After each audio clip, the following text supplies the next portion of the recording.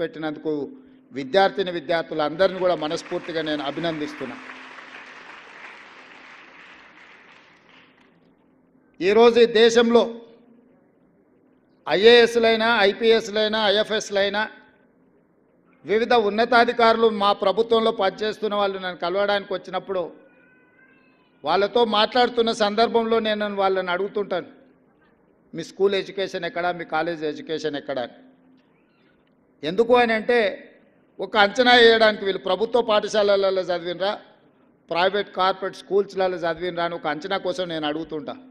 90% IAS ఐపీఎస్లు ప్రభుత్వ పాఠశాలలలో చదువుకున్న వాళ్ళే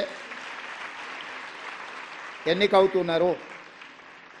అదేవిధంగా రాజకీయ నాయకులు ముఖ్యమైన హోదాలలో రాణించిన వాళ్ళు ఈ దేశం మొత్తం మీద చూడండి.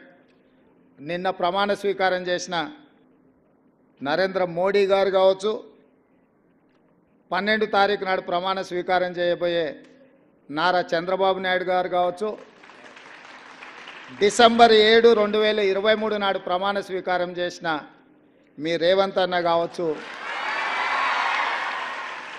మేమందరం ప్రభుత్వ పాఠశాలల్లో చదువుకొని ఈ స్థాయికి వచ్చినాం.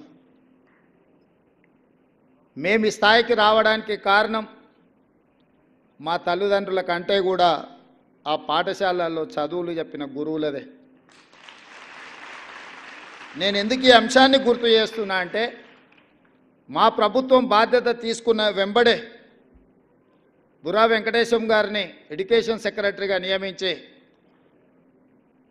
చాలా సంవత్సరాల నుంచి ప్రభుత్వ పాఠశాలలు నిర్వీర్యమైపోయినాయి, వీటి పట్ల శ్రద్ధ తగ్గింది, టీచర్లు లేరని విద్యార్థులు రావడం లేదు, విద్యార్థులు లేరని పాఠశాలలు మూసేస్తుంది ప్రభుత్వం.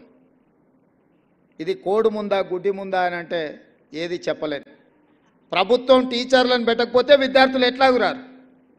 విద్యార్థులు రావడం లేదనే నెపంతో సింగిల్ టీచర్ పాఠశాలలు అన్నిటిని కూడా మూసేసే పరిస్థితి వచ్చింది.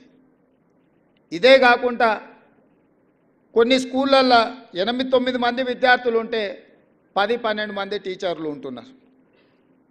అంటే వివిధ సబ్జెక్ట్స్ చెప్పడానికి ఆ టీచర్లు అవసరం, వివిధ తరగతుల కోసం ఇది ఒక సమస్యగా మారింది. వీటన్నిటిని దృష్టిలో పెట్టుకొని తక్షణమే మెగా డిఎస్సి నోటిఫికేషన్ ఇవ్వాలి. సింగిల్ టీచర్ స్కూళ్ళను కూడా ముయ్యడానికి వీల్లేదు. తండాలలో, గూడాలలో, మారుమూల ప్రాంతాలలో ప్రభుత్వ పాఠశాలలను నిర్వహించడం ద్వారా పేదలకు, దళితులకు, గిరిజనులకు విద్యను అందుబాటులోకి తీసుకురావాలి. వాళ్ళ తల్లిదండ్రులకు, వాళ్ళ కుటుంబాలకు ఆర్థిక భారం ఉండకూడదు.